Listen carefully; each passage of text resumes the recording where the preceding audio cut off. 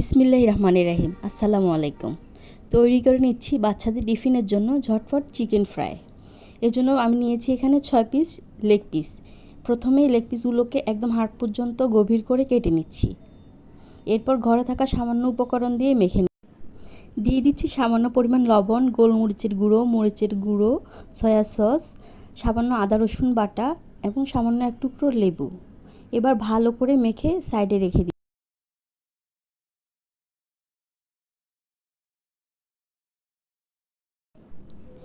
এবার একটা পাত্রে নিয়ে নিচ্ছি 1.5 কাপ পরিমাণ আটা অথবা ময়দা, দিয়ে দিব সামান্য লবণ, গোলমরিচের গুঁড়ো, মরিচের গুঁড়ো। মরিচের পরিমাণ বাড়িয়ে বা কমিয়ে দিতে পারেন বাচ্চাদের টেস্টের উপর নির্ভর করে। এবার সাইডে রাখা মাংসগুলো একটু মেখে নিচ্ছি। মেখে নিয়ে ভালো করে কোট করে দিব ময়দা দিয়ে। ময়দায় কোট করা হলে একটু ঝেড়ে নিব। এরপর একটা পাত্রে সামান্য পানি নিয়ে পানিতে চুবিয়ে নিব, নিয়ে আবার কোট করে নিব।